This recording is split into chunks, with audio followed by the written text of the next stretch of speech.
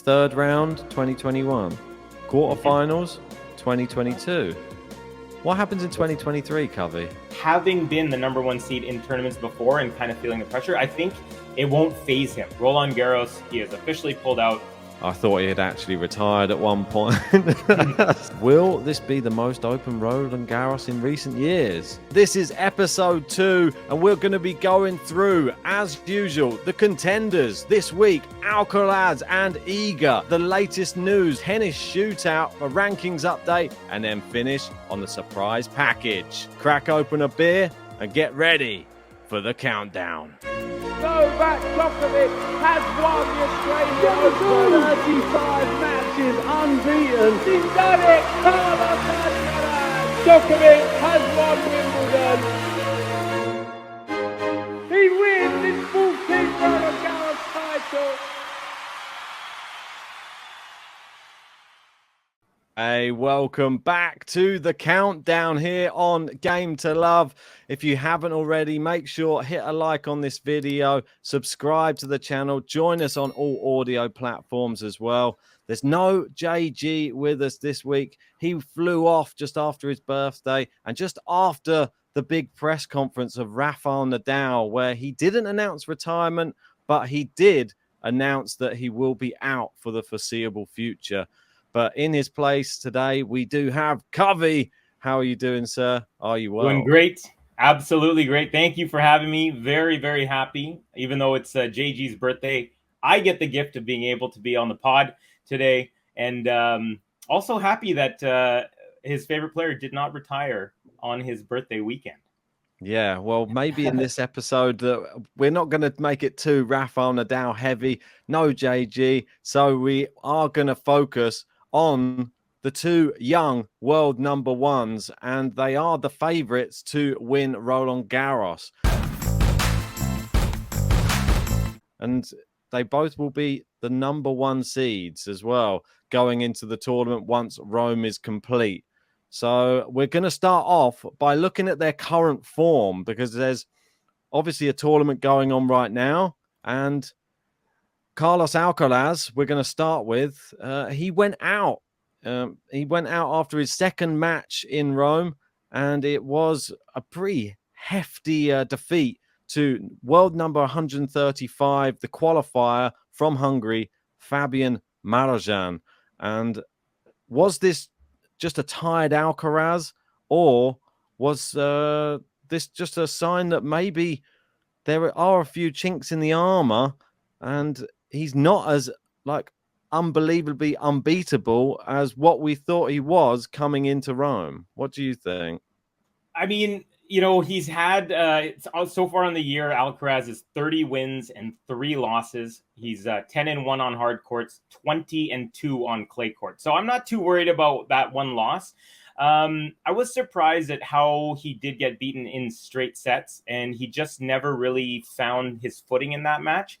But I feel like getting 2 matches in Rome after 2 lengthy wins in Barcelona and Madrid, I think that he got enough practice in there. So I'm not too worried about that loss. But yeah, definitely something that was out in the ether after that loss. Yeah, I mean, I feel that it won't affect his performance at Roland Garros. That's my personal opinion. I feel he's played a lot of tennis, obviously winning the Madrid Masters. That was a fantastic thing that he's been able to achieve twice now. But it does leave you susceptible when you play so much tennis to be a little bit maybe off your game. I thought he looked good against Ramos, but up against Marozsan, he hit a guy who was just hitting winner after winner after winner. Sometimes you come up against those type of players, and Djokovic experiences it. Seen Rafa experience it. Federer's experienced it. All of the great players experience when you come up against a player who is just playing lights out tennis and you get wiped off the court. And if you're not on your best game that day, you will lose. And he nearly won the second set, but unfortunately, it just wasn't enough. I don't know if he'd have won the match if he'd won the second set still anyway. It was one of those matches he could have still maybe pushed it over the line on another day, but it wasn't his day. It was definitely one just for Malazan. I'm glad it was, because it put a new player on the map as well. Not many people knew who he was. Probably most people didn't know who he was. Myself and JG, we saw him in Zagreb last year in a Challenger. Big fans of him on the Challenger Tour. I tried to speak to him. He actually retired with like heat stroke or something during that match, I think, that we watched him play, which was really unfortunate. But since then, it seems like he's really improved his game. Looks like he doesn't take any prisoners, just wants to go out there, enjoy himself, and it's taken a lot more risks on court, and it paid off in this tournament. Yeah, and Alcaraz is a very aggressive type of player, and it's not often that he faces other aggressive players. And that's one thing I did appreciate about the game of Marozsan, is that he has no fear in coming to the net. He has a great hands. He doesn't even have a big serve for a tall guy. That's something that he can develop and improve. But I was just really impressed. He's very steady. He was just ripping ground strokes. I'm talking Alcaraz was not expecting to get pulverized on certain second serves, and he kept on hitting very deep. And I also feel like I haven't seen him play too many times, Marozsan, but it definitely felt like he was redlining.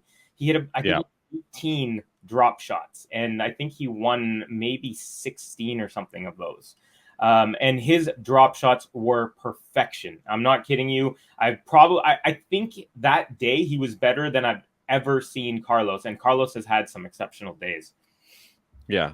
I feel that the one thing that he has like a silver lining maybe in that performance against Malazan was the desire was still there. I mean, it wasn't that he wasn't ever trying in the match. He was trying constantly. He was being given the runaround, and he didn't give up on any ball. He was hitting balls that were literally behind him at some points. He was running backwards and flicking the ball. I don't even know how he got to half of the shots that Malazan was hitting, because normally they're just clean winners. But he was getting them, making him play other shots, but he was still losing the final rally. But that for me is massive. If you're an Alcaraz fan and think, was he just really having an off day? I don't think he was having that much of an off day. I think those things happen in tennis, and we've seen it. We saw Nadal Rosal at Wimbledon. That's another example of someone when they redline, like you were saying, and everything they hit's a winner. What are you supposed to do? Dustin Brown, another person who did it as well. Yep. I mean, even on the women's side, Ostapenko, she's one of those who can kind of just out of nowhere, if everything's going in, she can literally hit any player in the world off the court.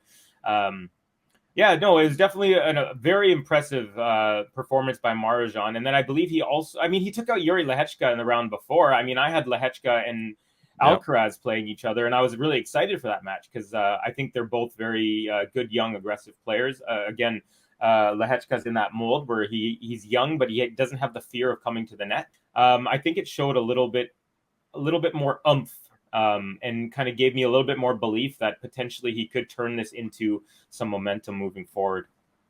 Well, hopefully. I mean, Malazan, hopefully that's not the last we hear of him, and we're sort of here to cover Alcaraz.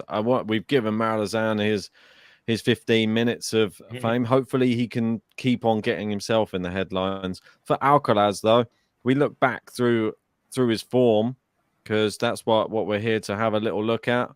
And we just go down. Obviously, he won Barcelona. Then he won in Madrid as well. So back-to-back clay court tournament wins. And if we compare that to last year when he was coming into Roland Garros, he also obviously won the Madrid Masters. But let's go down just to have a look at what happened last year. Yep. He won Rio at the start of the year in February. Then he won in Barcelona. Then he won in Madrid. That was how he entered. That was, he didn't play Rome last year, did he? He missed Rome and then was ready for Roland Garros just as a precaution, I guess. Probably just thought maybe I'll play too much tennis. Yeah, after Barcelona and Madrid, he was just spent. I think that's a total of 11 matches that he played, and so he opted to take off of Rome. Now, a lot of people were wondering if that was a good idea. I personally thought it was a good idea because I think you do need a little bit of rest. However, Rome is the closest conditions to Roland Garros, so it could have actually in the end maybe not been the best decision, but in the end, I think the body can tell you what's going on, and I think he's just listening there. Yeah, for sure. And if we let's go back to just have a look to see how he's got on. Obviously, after those tournaments he'd won last year, he came in on a winning run. He got to the quarterfinals where he faced the person that he had last played in a final, which was Sasha Zverev.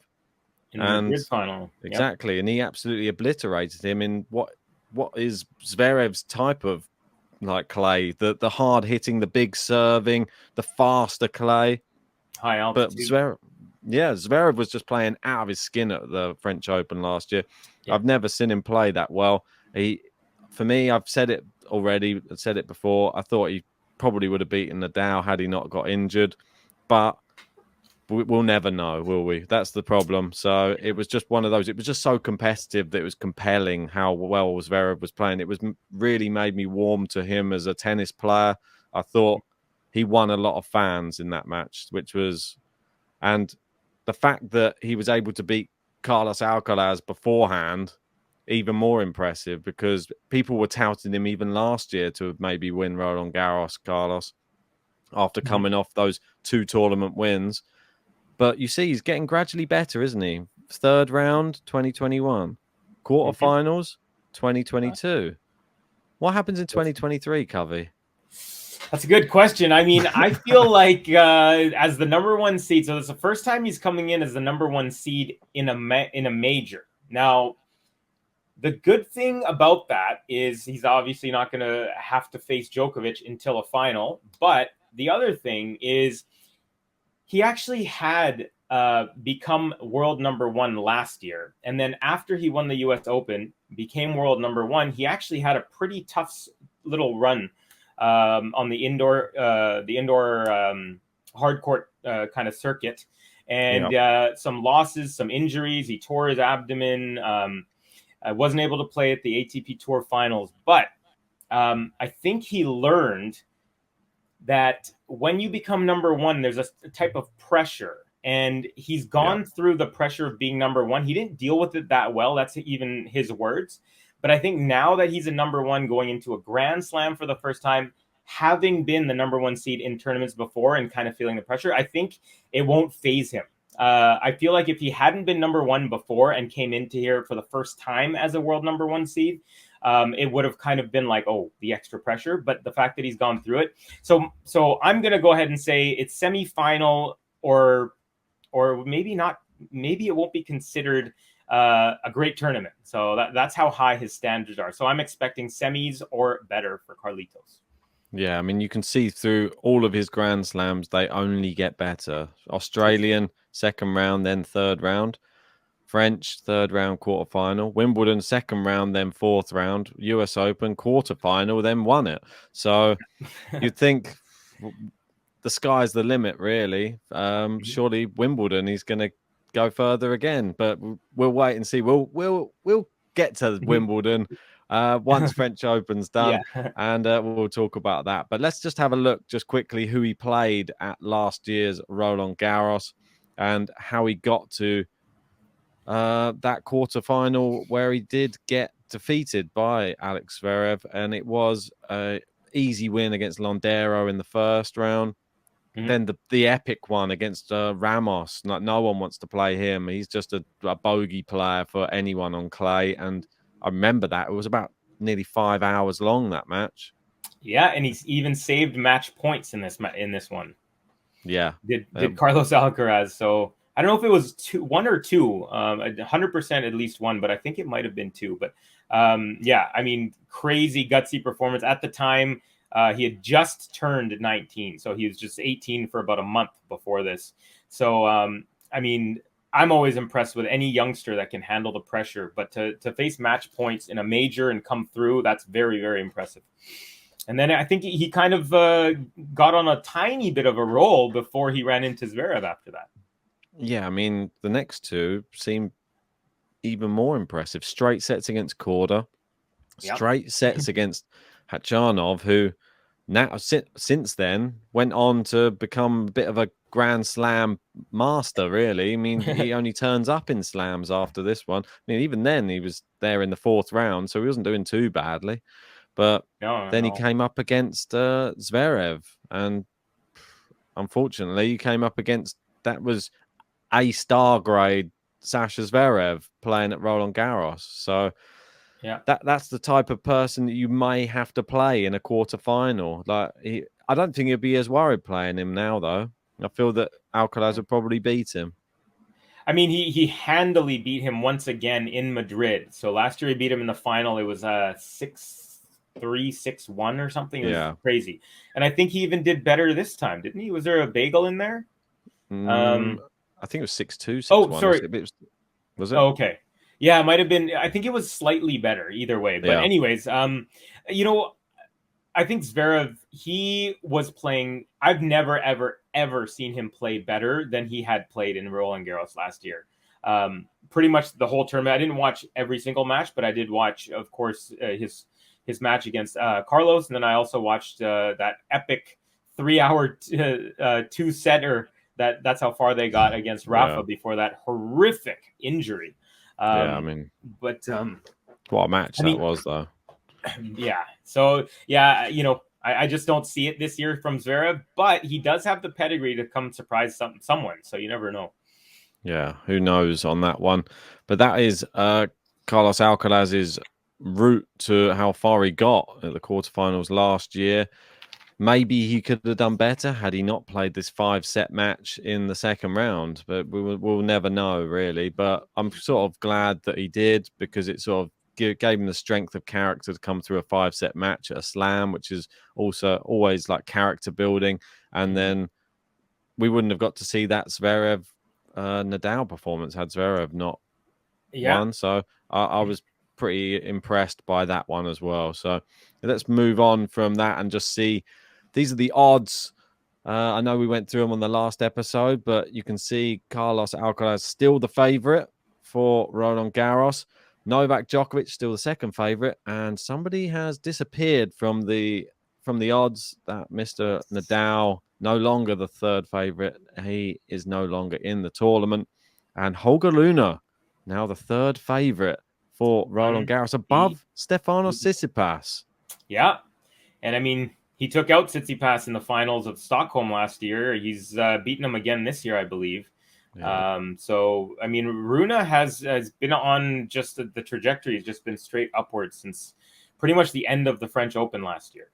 What do you make of the fact that I saw an interesting statistic that Holger Rune has a winning or equal head-to-head against all of the top 5, apart from Casper Ruud, who he has a 0-4, and he's playing him obviously in the semi-finals in Rome. So, what do you make of that? I mean, Casper Ruud on the clay courts as well. That's his home.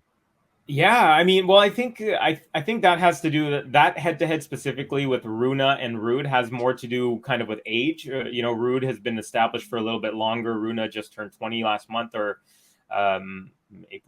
last month, April 30th. So not even a month ago. So I feel like now Rune is definitely a different player. So I can see why he is ahead of Casper Ruud. Another thing about Casper Ruud, he is defending tons and tons of points. So he's going to need to make, I mean, he's got to go at least to the quarterfinals to salvage a decent amount of points. But I mean, is it 1,200 points for losing? Needs a good draw. That essentially just needs a good draw. For me, which he had last year. How interesting is it that just a week ago, the bookies had him at 34-1. He's halved his odds in a week just getting to the semi-finals in Rome. Like, how crazy is it? Just because he did well in one tournament, now he was last year's finalist. I thought he'd definitely be surely up there with better odds than 33-1. Now he's suddenly gone down to 17s. Well, you know, sorry, continue. My bad. That's all right. No, go for it. I was just going to say that he had a very rough start to the year. A lot of people were mentioning that he had gone on in the off season where most people kind of take their break or get in the gym to get physically, say, buffed up or whatever. He was on a South American tour with Rafael Nadal, and a lot of people kind of mentioned that perhaps that wasn't the best idea. He's even acknowledged that. So we had a very rough start to the year, but in just the last couple of weeks, he's starting to show some results. So I think the reason he was 34 before was because he had such a rough start to the year, and now that he has kind of, sharpened up and rounded into form a little bit more so, I think I can see why he's at 17 now. 17 is definitely closer to where he should be than 34 for sure. Would have been a good time to put some money on him, maybe just for the heck of it at that point. A little bit surprised me that Yannick Sinner's above him, to be honest. I don't know why, but there's part of me that feels that Yannick Sinner's never been to the final of the French Open. But people are going to start thinking I'm getting on Sinner's back, I think, because I say some harsh things about Yannick Sinner because I think he's got so much potential, but he just doesn't live up to the hype. And I feel that his ceiling is so much higher than he probably, if he just dug in a little bit more and showed that little bit more grit, I feel that he would win Masters. He would get to the finals of slams. I feel like he might even win a slam, but I need to see a bit more. Like, I need to see that you're not going to, like, I don't know, pull out with an injury, or you're not going to just, there just seems there's a little element of giving up in him that I don't like, and I can see it, which I don't see from the likes of Carlos Alcaraz or Holger Rune. Yeah, no, I would agree with you there. Definitely, in a sense, I'm not going to say that he's one of those people. This is a good way to put it, I think. Sinner is one of those players that I feel like as soon as he does get that one first big title, the dominoes are going to fall. He's going to get the confidence. Oh, I can do this. When it gets very physical, when a player makes it physical and long, and that's when I find that he has issues. Sometimes he'll be keeled over. I remember Medvedev in the Miami final.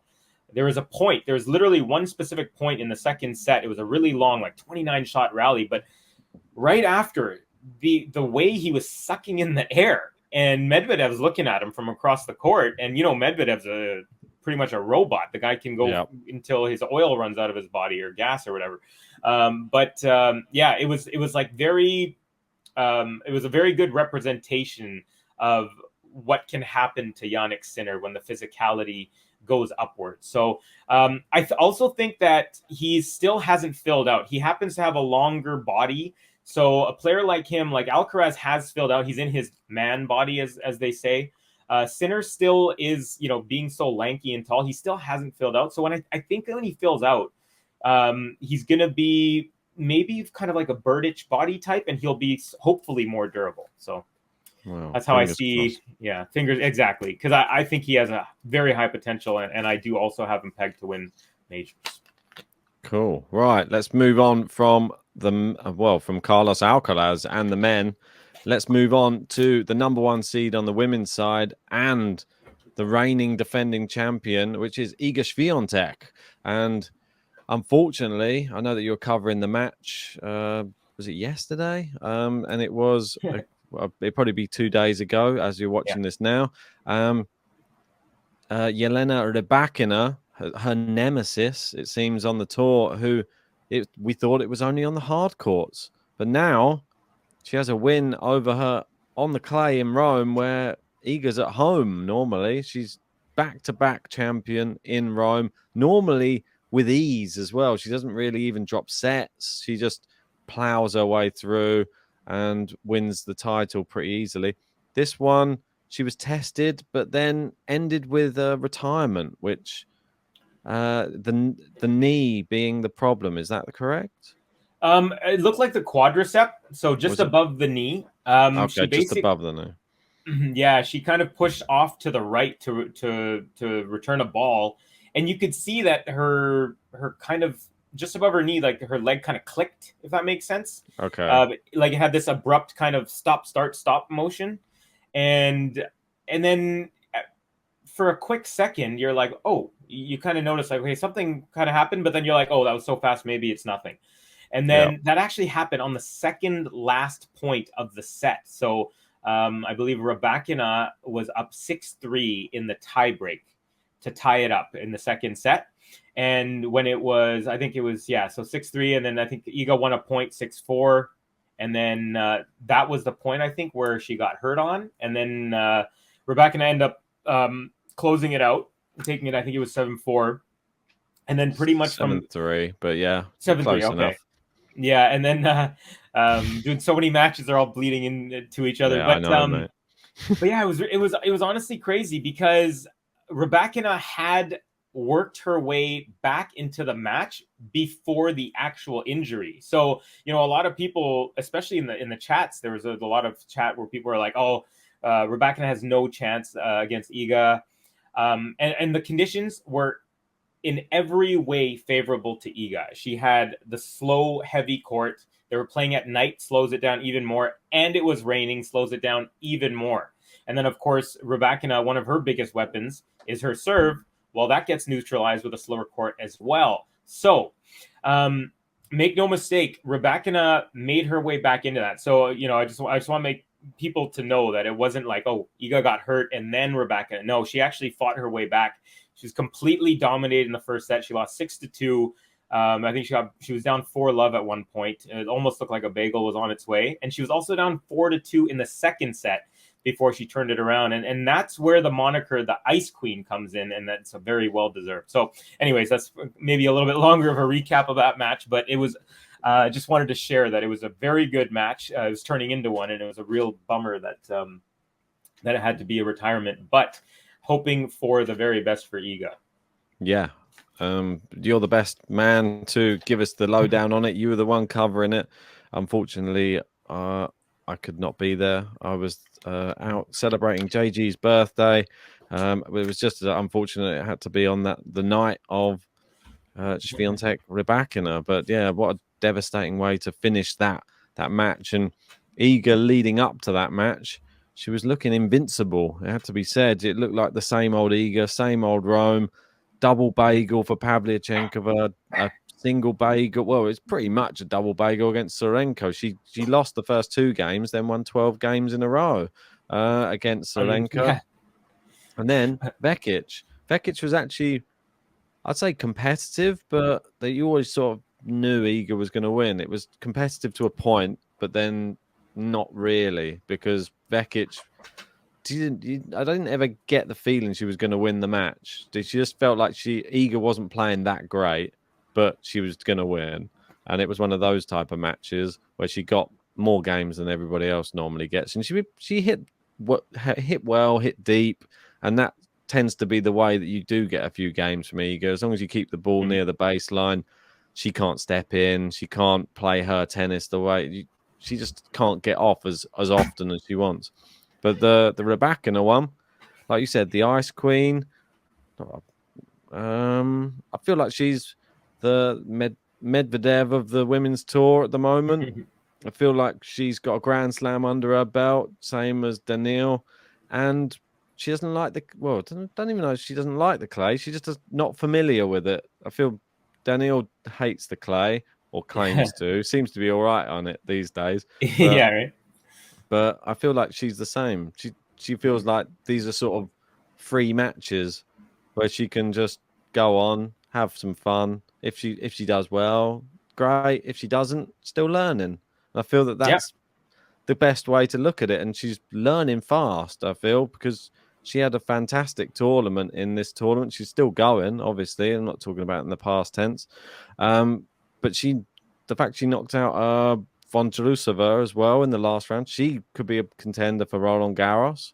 She beat her in straight sets, and she got a revenge on Kalinskaya, even though it was a retirement from Kalinskaya. She had 2 retirements, in fact, in this tournament. But I feel like she was still playing good tennis, and I think that's the main thing to take away from Rybakina. She's finding her feet on the clay now. But we're here to talk about Iga and talk about how she's performed on the clay leading up to Roland Garros. And we'll have a look here at the tournament before she got to the final. She lost to Sabalenka I mean, up until then, was only troubled by Alexandrova. And the tournament before that, she won in Stuttgart, where she beat Sabalenka. Second Porsche in a row. Exactly. So her clay court form, pretty good as always. And the only thing we've got to really worry about is this potential injury, really, on Iga's side. And if we look back at, obviously, last year, right, let me just go 1 second. Just go to the top. Right. If we go back to last year, obviously she was the winner there. Year before, quarterfinal.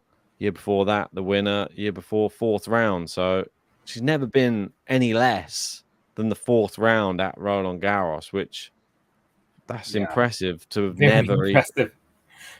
From your first ever one.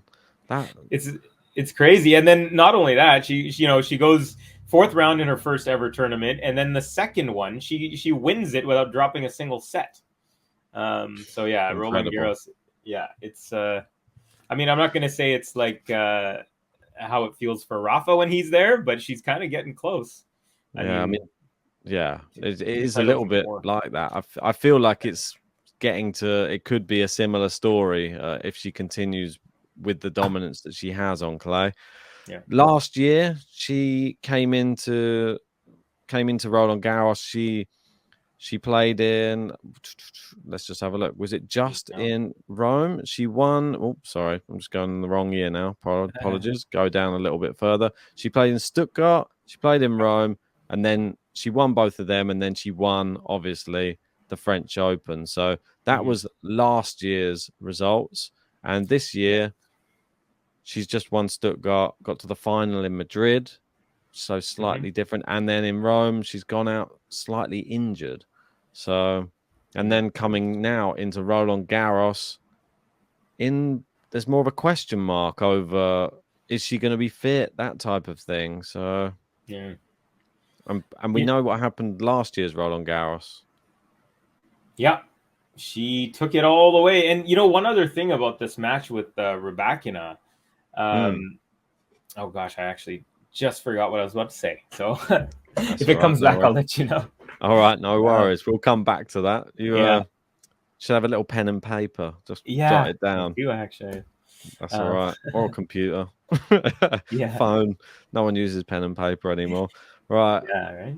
But if we look down last year's, you see the level of dominance. So she had two clay court tournaments before Roland Garros. She dropped one set in the whole of that clay court, those three tournaments, and two sets, including Roland Garros. So she dropped one against Samsonova, none in Rome, where she won it all in straight sets, and then only one to Qinwen Zheng. And then she obviously bageled her in that match anyway. So. Yeah, I remember I watched that match. I remember being surprised that she lost in a tiebreak, because I remember thinking, like, she doesn't even go to tie breaks, like it's so rare that she actually even gets pushed to a tie break. She was obviously annoyed though that she went there, and then she made sure it was quick work. I mean, the first set was an hour and 24 minutes, and the second set 31 minutes, third set 45 minutes. So probably quicker than the first set put together, those last two sets. So that's what she can do. And then obviously the dominance that she showed in the final and the semi-final and even the quarterfinal last year, to be in the Slam and to have those type of results against top quality opposition. Yeah, and that's exactly it. It's not just against some random 87th ranked player who ended up making it to the semis. It was world number 3 Pegula. You got top 10 player Kasatkina. You got number 6 in the world, or whatever she was last year, Coco Gauff. By the way, I remember what I was going to say about that match. I think the big regret potentially that Iga could have, she actually had 6. She was 1 for 6 in breakpoint opportunities in the second set. And I did mention she was up 4-2 in that second set. So very possibly, if she had gotten just one of those 6 break points that she made, or I think she was 1-4-6. So if she'd gotten one more of the 5 chances, very likely she wouldn't have even had to push to go to a tiebreaker and end up, getting hurt or whatever. So it's something I just remembered in the moment there. No problem. Yeah, I mean, you're probably right. It's a game of fine margins. We always say it, and it could potentially have gone the other way. This could happen in many tennis matches, but that's what makes it such an enthralling sport. Yep. Well, if we look at the favorites for Roland Garros on the women's side, you can see it's quite interesting. Well, when you look below Iga. Yeah, I was going to say. Because that's the thing, because Iga, the clear favorite. I mean, you can't deny it. She's the favorite for a reason. She's the reigning champion, and she's normally so dominant. I mean, I'm surprised it's still that they're not reading too much into any injury. I mean, it could just be a precautionary thing, like rather just drop out of Rome and not have any worries of Roland Garros than keep playing and then maybe make something worse. So yeah, I get where they're coming from completely with it. But how I'm just having a look. Rybakina, she's shortened her odds from last week. She was at 19s. She's now down to 10s. So she's now the third favorite. She's gone above Barbora Krejcikova now, who obviously is a Roland Garros champion from the past anyway herself. And anybody else shortened their odds a bit? Ostapenko, I was saying last week, she was one of my outsiders to watch. I think she's moved up from about 30. I think she was like, let me just have a quick check to see what she was last week. So I think she was quite big odds as well. I think she was about 20. Maybe she was like 26 or 30s to 30s. She's moved up to about 21s now, Ostapenko. So maybe worth a punt. Kudermetova as well in there, 29s. Interesting. I mean, Ostapenko, that could be a decent for anyone betting. I mean, that's not a bad one. Definitely isn't. She has for the last couple months, she has been on. She's been kind of on an upward trajectory. She is, she relies on being able to play red line tennis.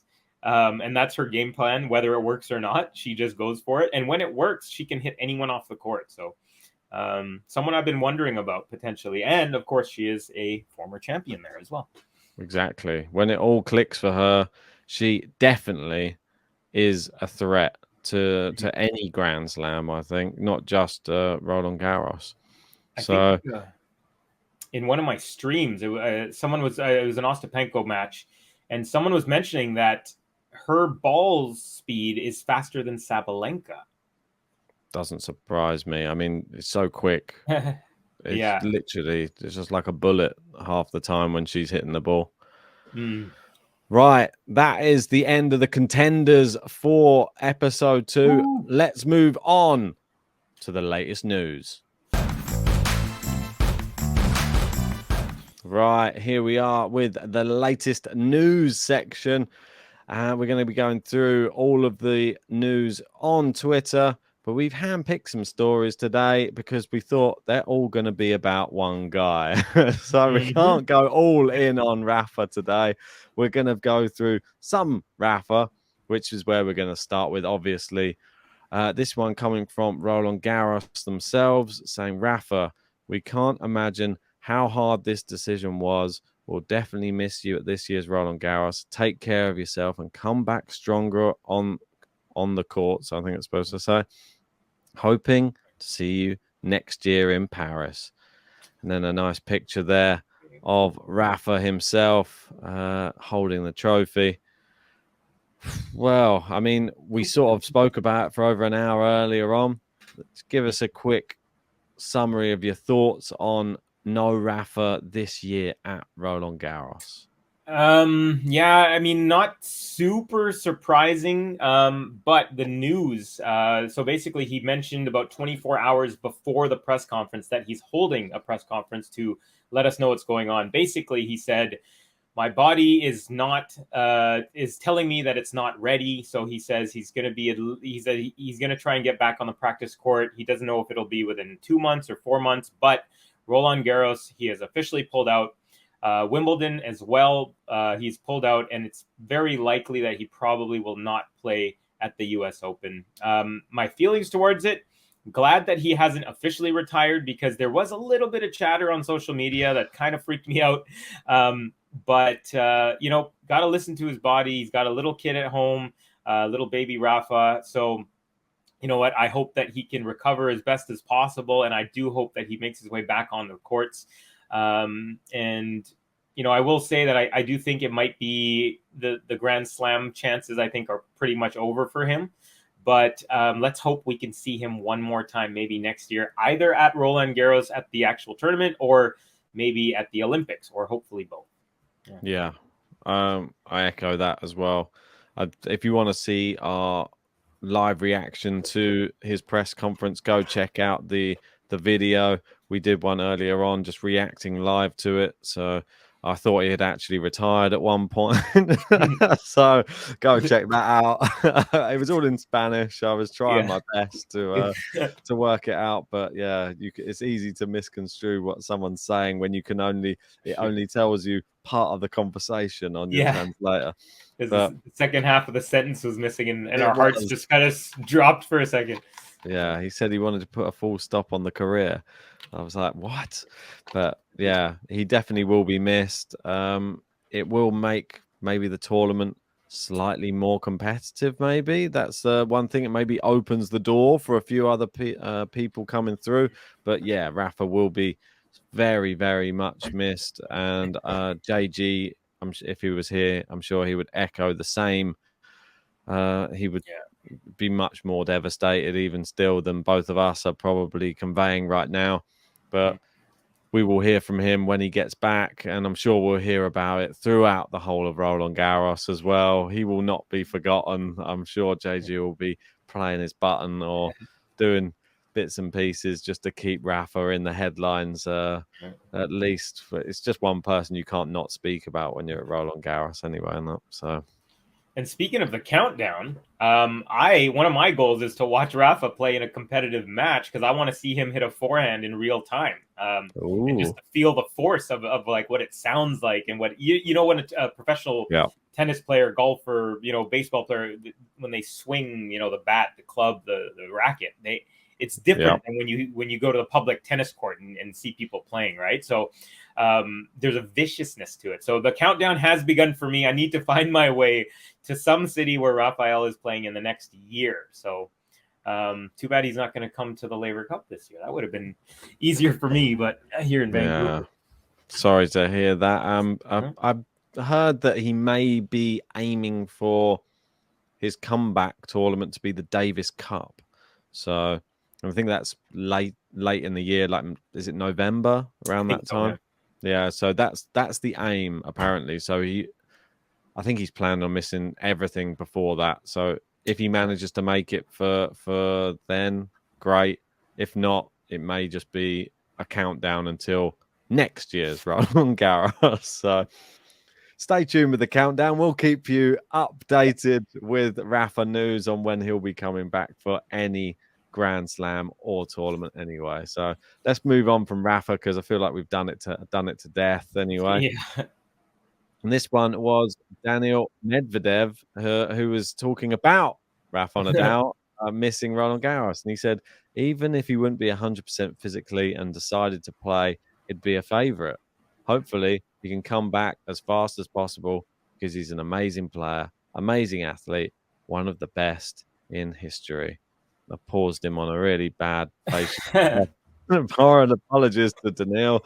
I don't think we need to dwell on that one too much. Just nice words from another professional tennis player, another Grand Slam champion in Daniil Medvedev there, who maybe is relishing the chance now to do well at Roland Garros. Maybe he's one of the people who could make the final this year. I mean, he might be making his way into a final here in Rome, so it's not out of the question. We're kind of joking a bit, but anyways, moving on. Yeah, this one, journalist asked after the Novak Rune match, will this be the most open Roland Garros in recent years to Novak Djokovic? And he replied, it depends if Rafael Nadal plays. And, well, we know that he's not going to be playing now. So maybe it will be the most open Roland Garros in many, many years, because Rafa giving everyone a chance, maybe just to have a little bit of a run around on the courts and see how they get on. Is everybody who's a Rafa fan going to say this is an asterisk slam, or is that what it's going to be for the rest of time? If you win Roland Garros, you didn't really win it because Rafa's retired from tennis. I don't know, but you can only beat who's in front of you, and you still got to win 2 weeks of tennis to win a Grand Slam. So I feel that no matter who's in the tournament, you still earn it, no matter who's there. Yeah, that's definitely gotta have some sort of criteria. You can't just continually say, "Oh, this person." There's always going to be one person missing. So, well, hopefully not. But yeah. Right. On to the next one. Iga giving a quick update. Obviously, we were talking about her injury, saying a couple of days off for sure. I'm booking my flight to Paris. So, fingers crossed, please. Hopefully, see you soon. Hopefully. There's no way she books her own flights. She's got someone who doesn't. Hopefully. Do you like this word, hopefully? I don't like that word, hopefully. I think she is being slightly precautionary. I think she purposely didn't really mention the injury at all. I don't think maybe she doesn't fully know, or she just kind of wants to keep it low key as long as possible. But yeah, definitely that word is a little bit unnerving for sure. Loving the new kits though. Really good new outfits, aren't they? Yeah, like that's a bit of a hoodie there that she's got going on there. I like that. Really good. That's something I would buy something like that. It's definitely improved from the last outfits, haven't they? I mean, do you think she's done this on purpose? Make sure she gets out some news on the same day as Rafa gets his news out. Like she's trying to be the queen of clay, maybe. I don't know. I think she. I'm gonna say no on that specifically, but I don't know. Maybe to get a little bit of attention, Or maybe if you release it today, it just goes under the radar, so she doesn't even have to get any attention. There you go. Yeah. So 2 ways to look at everything. And this one, you can take us through this one because you were telling me about it. So go for it. Really crazy stuff. So I think it was like a week or two ago, Nick Kyrgios. So it says Nick Kyrgios has withdrawn from the French Open due to a foot injury, it should say, due to a foot he injured at his Canberra home after a man allegedly threatened his mother with a gun and stole his car, according to Australian media. So basically what happened was, I believe they live in the same place, him and his mom and family. So he has a green Tesla. His mother took it to get some groceries. She got robbed at gunpoint. The guy took the car. So apparently she calls Nick Kyrgios and says, this would happen. So he frantically grabs his phone, and his phone, it's a Tesla, so you can track it with the app. Yeah. He helps the cops track down the car. They apprehend the suspect. But what happened apparently during the old the hullabaloo or whatever they call it of him finding out that his mother had been attacked or whatever the situation, he ran through his house apparently to run to her, and he doesn't know when or where, but he apparently lacerated I think it was the side of his left foot by the pinky. So that's actually the official reason. Everything other than it's actually quite a shame, because they were saying his knee is absolutely perfect. Everything is going better than expected. And literally the reason that he had to pull out was this laceration on his foot. So crazy story, crazy scenes from the Canberra household of Nick Kyrgios. And unfortunate. I mean, Nick had a phenomenal run at Wimbledon. He kind of made everyone, kind of believe that he's ready to take this seriously. And it's just really been a bummer that he just hasn't really been able to kind of parlay that run into something more. He's just been in injury trouble ever since. Yeah, I mean, I take back anything negative that I said about his withdrawing from Roland Garros now, because I wasn't aware of this. I thought it was just he'd got everyone's hopes up when he said, "Oh, I'm so into tennis now. I'm going to play Roland Garros this year." Yeah. And then he withdrew, and I thought, "Oh, it's just same old Nick." But it's not same old Nick. It's Nick being courageous and trying to help his mum out by the sounds of it. So fair play to you, Nick Kyrgios. Injuring yourself, helping your family. You can't really complain at anybody for that. So I just hope that your mum's okay, and I hope your family are all well, and I hope that you recover and in time for Wimbledon, so that we can see you back there playing your best tennis. And he also had some other, believe it or not, bad news in his life. His just on Instagram yesterday, I think he posted that his grandmother had passed away. Yeah, I saw that as well. Yeah, I mean, condolences for that as well. That's absolutely, everything comes at once, doesn't it? I mean, comes in, they say, in threes sometimes. Well, don't say that. I was thinking it. I didn't want to say it. Hopefully nothing. So we've got Wimbledon around the corner. Don't wish him. Don't wish him a third one. Yeah, come on. We'll see you at Wimbledon, Nick. My apologies. I'm trying not to jinx you here, Nick. My bad. I know. Come on. We don't want anything else to happen. Like not threes. No threes. Yeah. Anything. Right. Anyway, we'll move away from the news. That's the end of the news. The latest news for Roland Garros, and now we'll move on to the tennis shootout.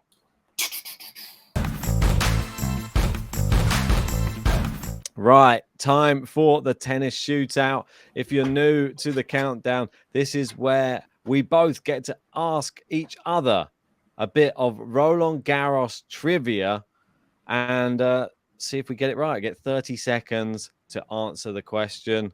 Do you want to go first or do you want to go second, Covey? I'll go first. Okay, nice. That's what I did last week. It didn't really benefit me in any way, but that's fine. Right, 30-second timer on. Okay, and the timer will start when I finish asking the question. And we're going to do it slightly differently this week, just to give us a bit of a better chance. I think we're going to continue this. I'm going to give you a question. I'm going to give you 4 potential answers this time. And then you just pick one of the potential 4 that I give you. Okay. Sounds simple, doesn't it? Right, okay. So, as it's been a big day for Rafael Nadal and his big press conference, my question's going to be Nadal related. So,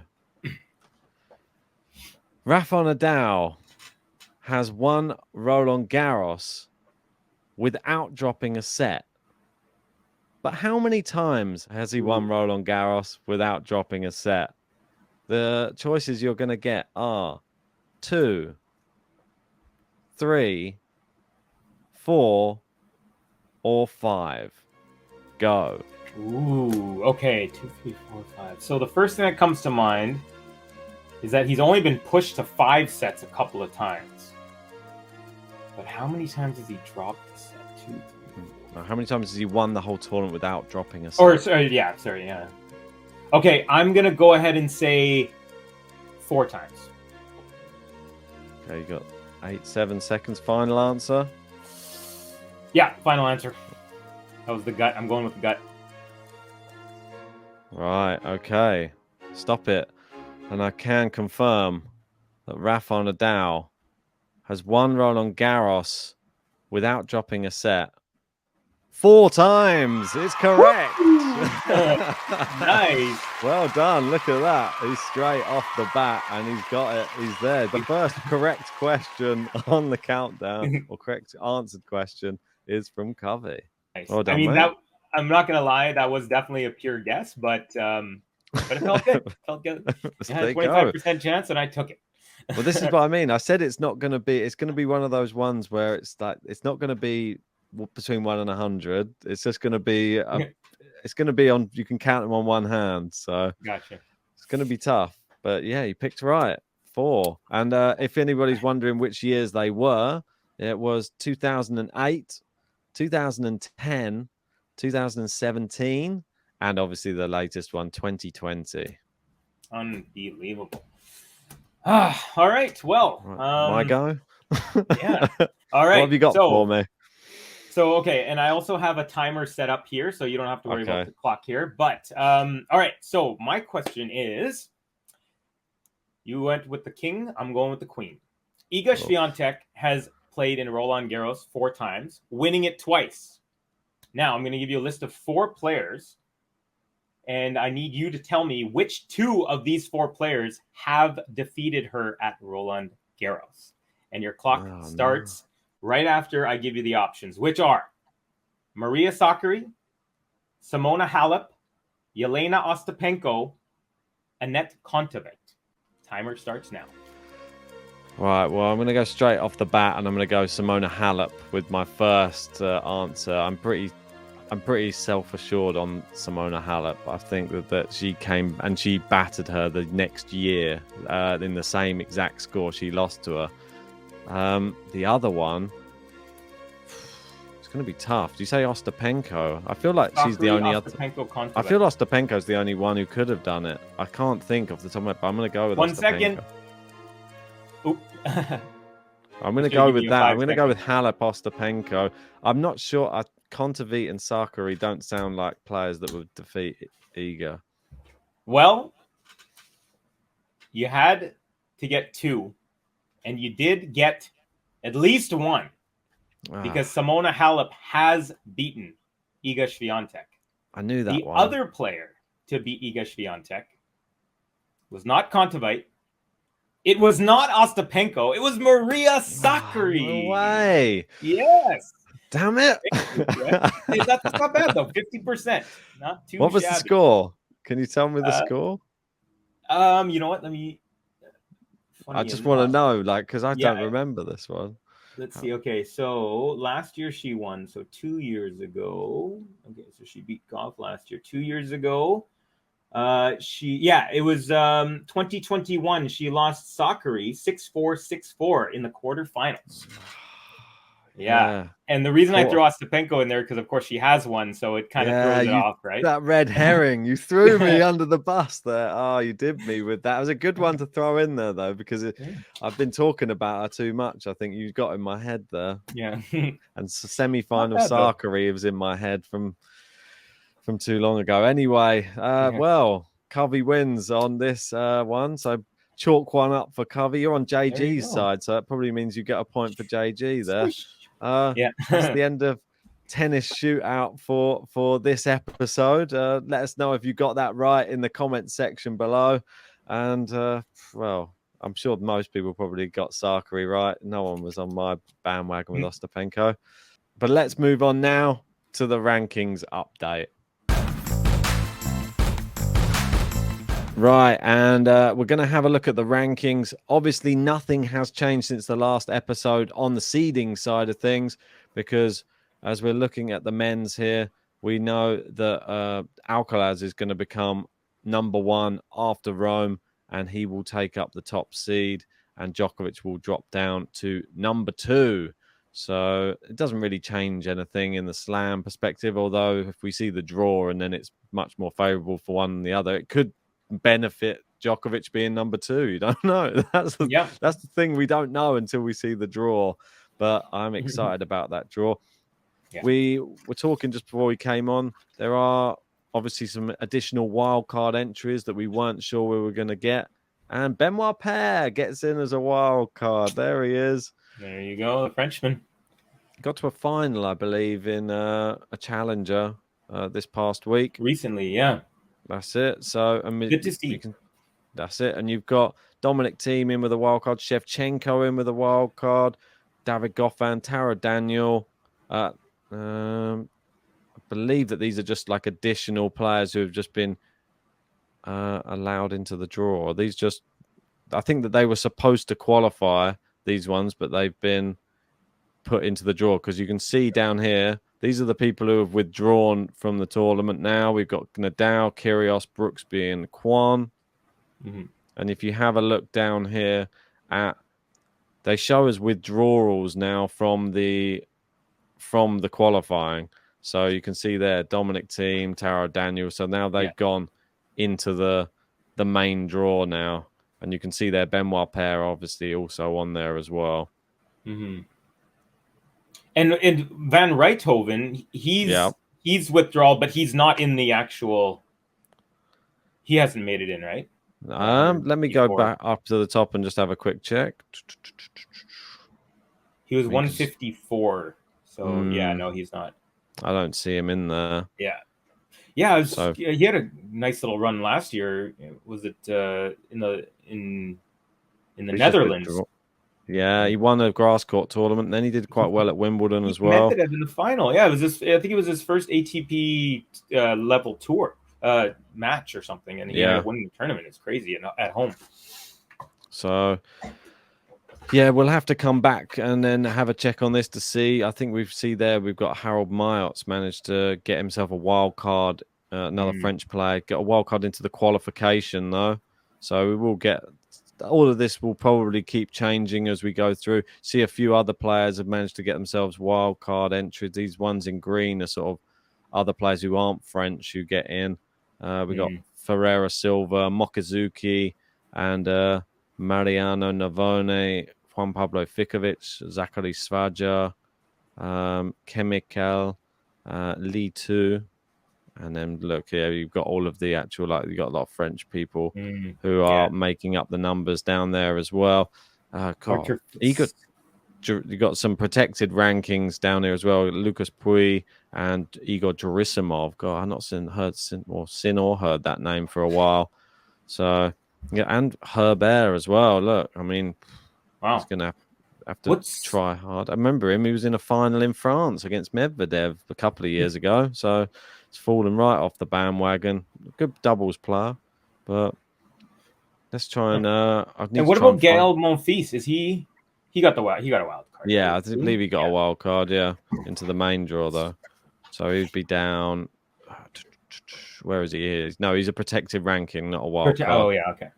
Yeah, so he protected ranking of 35 as well, which is nuts. Right, so this is the best that we can find for the women's. They don't have the same website for some reason. I don't know. Maybe they should set that up. This is just going down, looking at the women's seedings. Not sure if much is going to change on this, but we can have a look through some of the live rankings once we've gone down this list. And you can see here on the entry ranking is on the right and the seed is on the left. So moving down through here. Let's see if anything's going to be changing after Rome. That's the key component here. So if we look there, we can see that they're back moving up to number 5 in the world at the moment. And if she was to win, she could move up to number 4 in the world, which is quite a big change. We've got Kudermetova as well. She could potentially move. If she was to win the whole tournament, she could move all the way up to number 7 in the world. She could overtake Ons Jabeur, which is 35. Pretty impressive. And we got there Ostapenko. She's moving up through the ranks well. If she was to win the tournament, she could move up to overtake Krejcikova. Yeah, I mean, there's Kalinina. She's shot up 19 places already. If she was to go even further and win it, up to into the top 20. So, there's you can see here at the moment where they've been entered in with their entry just to gain entry to the tournament.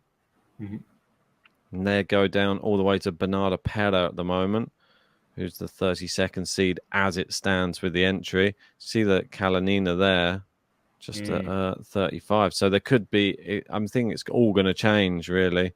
You can see all those players in green are going to be shifting around some of these places. And you can see some of the pluses and minuses. Vekic, she's gone up 3. Madison Keys up 3. Kim Wenzheng up 2. Anybody who's a big faller? I can't really see any. Trevisan dropped 7 places there. Is anybody dropping outside the seedings, though, which would be interesting to see? Martic drops 9. So, yeah, she's one. We've got Bernarda Pera. We're just speaking about her. She dropped 6 places. And Bianca Andreescu dropping down to 41 in the world. 10 spots. Wow. 10 spots, yeah. So, and Tomjanovic there. Collins, another one, dropping down the rankings. And Sasnovich as well. 6 spots, Sharif as well. Wow, she's been doing really well, too. Somebody we've not spoken about enough, but JG, one of his players to watch. Marketa Vondrousova. She's up 15 places, up to number 55. That's impressive. Yeah, and Ziyu Wang up 14 places as well. So I think that will come to in the next episode. We'll be going through probably the final seedings and the final rankings for the tournament. But that's as much as we're going to go through for this episode. And let's get on to our final segment. This is our surprise packages. Right, we're going to keep this one short and sweet. We had on last week's episode our men and women who we feel that could be surprise packages at this year's Roland Garros. They have to be outside the top 10. Last week, I gave Sasha Zverev, and I also gave Yelena Ostapenko as my surprise packages. JG gave Dusan Lajovic and Marketa Vondrousova. This week, we'll start with the men. Who's your man? Who's your surprise package, Covey? All right, it's a tough one. I had a couple of clay court guys who've been playing pretty well lately. But I'm going to choose, and I hope it's not the same you have. I'm going with Francisco Cerundolo of our introduction, of our Game to Love introduction on our streams. Francisco Cerundolo has been playing well. He had a nice little swing in Indian Wells, Miami. I think Miami, he went to the quarters, semis last year. And he's just been having some good results. He recently beat Yannick Sinner in Rome. So he is my surprise package. Great pick. Love that pick. Absolutely love that pick. I feel that if he does well, I'm all for it. Spoke to him, thoroughly nice guy. And hopefully we can get him back on the podcast again at some point. My male player to watch is less safe, I feel, than Cerundolo. Cerundolo will be a seed in the tournament, but he's outside the top 10. My one isn't even in the main draw for the competition. It is, based upon the entry list, Aslan Karatsev I'm going for. Obviously, we've had him on the podcast. Well, maybe we're just going for podcast guests on here. But I feel that he's suddenly coming back to a bit of form. He's somebody nobody's going to want to play. If he hits any type of form, he's a player who's beaten Djokovic on clay courts in the past. I feel that nobody wants to play Alcaraz when he's playing his best tennis. He's just one of those. He'll ruin your day. You'll come onto the court. He's like the Ostapenko of the men's side. He'll just play his best tennis and you won't see the ball. It'll just go tum, tum, tum, tum, and it's gone. So Karatsev is mine. All right. That's a good pick. He also made it to the semis of Madrid from qualies. So very impressive little run of form. How about on the women's side? Why don't you go first on this one? On the women's side, even though I saw signs of promise in Rome, I feel like she's somebody who can always cause a threat if she gets a good draw, and that's Donna Vekic I'm going to go for. Ooh, okay. That's a good pick. Now, I'm going for someone who did very well last year at Roland Garros, was a semi-finalist. She's a little bit hot and cold, but she's been a little bit hotter than cold lately. Her name is Martina Trevisan, going for the Italian. Another deep run, potentially. Let's see if she can do it. Martina Trevisan. I like that one as well. Good one. Yeah, if she turns it back on again, she's a bit cold at the minute, but could come back. Let us know your surprise packages in the comment section below. We want to know who you think is going to be like a player outside the top 10 who could potentially shock everyone at the tournament and get maybe into a quarter, maybe a semi, and maybe even further. But payday. Grand Slam payday. But I think that is it for episode 2 of the countdown. Well done if you made it all the way to the end. Let us know your thoughts on all of the stuff that we've covered. And we'll see you on the next one. Anything left to say, Covey? Just thank you for having me on this new segment. Really, really excited. It's a lot of fun. Always happy to talk some tennis. That's it. Make sure you've hit the like button, subscribe if you're new to the channel, and we're only 9 days away from Roland Garros. Let's go, baby.